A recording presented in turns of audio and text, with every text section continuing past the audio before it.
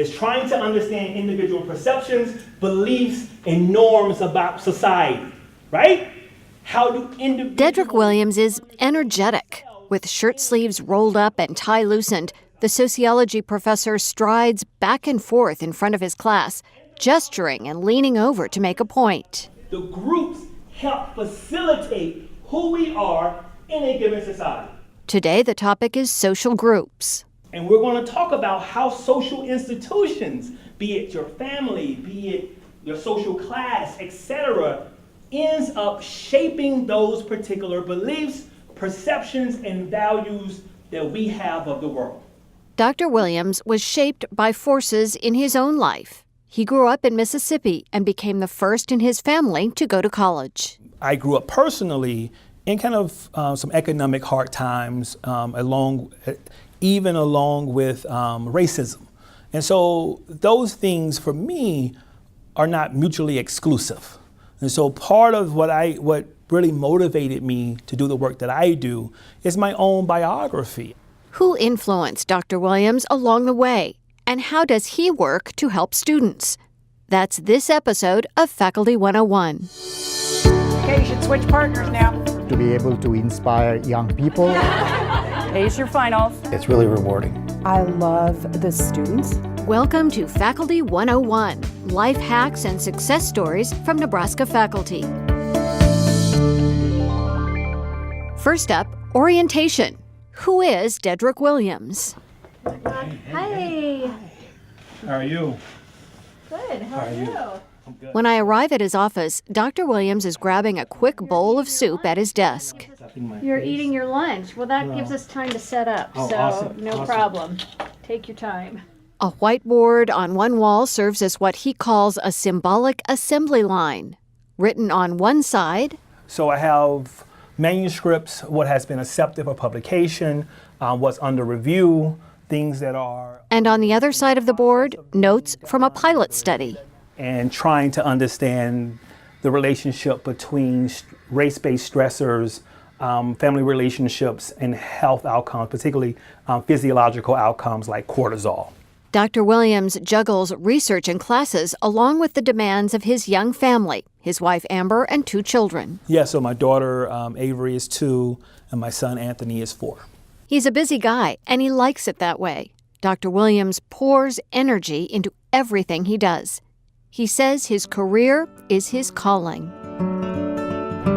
Sociology for me now isn't just a job, it's a passion. And I feel like it's my duty to educate students, to educate the world about the context that is, more broadly, the United States, and how do we get here, right? And what are the mechanisms and processes that leads to a host of outcomes? And so sociology is, I live it, breathe it, think it, again, not just as a career, but also as a passion. Time for office hours. How did Dr. Williams get here? As a first-generation college student, Dr. Williams was influenced by mentors, including a professor. When I was an undergrad, I was an English major, and I took a social inequality class, maybe my junior or senior year, that really revolutionized my mind. And I was like, whoa, this class is really speaking to my own biography. And I was fortunate enough that the professor of that class pulled me aside and was like, you really need to consider graduate school. Now that Dr. Williams is a college professor, he reaches out to other freshmen and first-generation students. He teaches a class for Thompson Scholars, freshmen who share a dorm floor and attend introductory classes together. Dr. Williams knows how they feel because he's been there. I remember my freshman year being super afraid, timid, not knowing what questions to ask, not knowing whether I'm thinking about the world in the right way. Maybe I'm gonna say something stupid. And so I tried to get students an opportunity to ask me questions, not just about intro to sociology, but college. How are you feeling? How are you doing? Do you feel overwhelmed? Are you tired, right? I know what it feels like to be a first-gen student who trying to figure it all out. One way we can retain students, in my opinion, is to show students that you care, and that you care more than the grade they make at the end of the day, but about their overall well-being. Next, lab work, a deep dive into research. Being a new parent is stressful. But what happens when parents also struggle with depression and bills they can't pay? A study of young families conducted by Dr. Williams suggests tough economic issues and mental health problems are linked. The sample included couples with children who the kids were 1 year old, 3 years old, and 5 year olds over time. So it's a longitudinal study. And what we found is that early mental health problems actually, particularly among mothers, actually incapacitate families in a way that increase their economic problems. But for the other direction, economic hardship to mental health, that was more prevalent over time. So if you had early economic hardship, it affects both mothers and fathers' mental health in the case of depression. And when parents struggle, so does the relationship. Individuals who are married or in a cohabiting relationship, when they're experiencing economic hard times or mental health problems, it is detrimental to their relationships too. Information from the study could be used to help develop policies that promote family strength.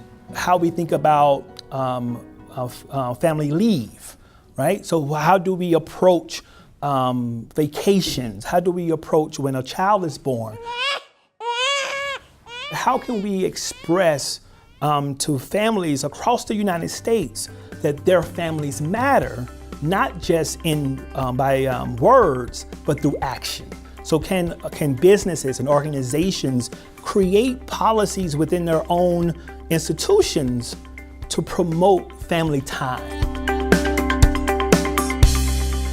Dr. Williams' next area of research involves race-based stress and how it affects physiology. Race-based stressors might include being the only African American at an event or dealing with subtle racism like a joke or comment. An African American person is facing those types of stressors often. And so the body is not designed to deal with chronic stress. In a pilot study with 5 couples, Dr. Williams incorporates surveys and wearable devices that collect physiological signals like heart rate. Samples of saliva measure cortisol, the body's built-in alarm that signals stress. We know that African Americans have we have racial health disparities in this country. And part of those health disparities are in terms of cardiovascular disease, heart disease, strokes, etc. And so many scholars are wondering what are the kind of physiological things that are happening that put African Americans at higher risk of those particular problems.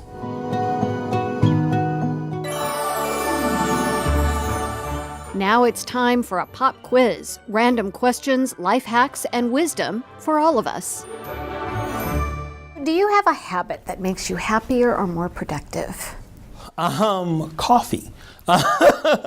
Mine too. One of the things is self-care. And I'm learning this over time, being a new faculty member, of how to juggle time for myself. Being in the gym or cycling here recently, it has been a way to relieve my own stress, help me with energy so I can maintain that passion, right? What's your favorite life hack, I guess, or piece of advice for students to be successful? I joke to students often is you don't get the time to be away from your parents unsupervised for 4 to 5 years when you're trying to figure out life. So try to balance kind of work and play. On the one hand, part of being in college is you to do well, to pass your courses and get the necessary GPAs that you need to graduate. But at the same time, college is also a place of fun. You get to meet new people. You get to do things that you probably didn't even foresee yourself doing. So striking a healthy balance is what I encourage students to do, to be responsible, but make the most of it. Finally, graduation day. Final thoughts from Dedrick Williams. Going to college is about life-changing moments, a class that opens a new world, What were you thinking about? Well, a professor who makes you think, wow, I didn't know that. Study abroad experiences that allow you to try on another culture. Friendships that last a lifetime. Dr. Williams says it's a privilege to be part of that journey. Determine our goals, our values. When you are able to teach your passion, the emotions come out, the passion comes out, and students don't become just another set of students I'm teaching that semester, but human beings sitting in a chair who I am really helping and shaping their critical understanding of the world. That means the world to me, to get this opportunity to do that. And not many people are able to get up every day to, whether that's doing research or teaching, to do something you're passionate about. That's it for this episode of Faculty 101. Next week on the podcast, People are going to go upstairs and go, whoa, is this Morrill Hall?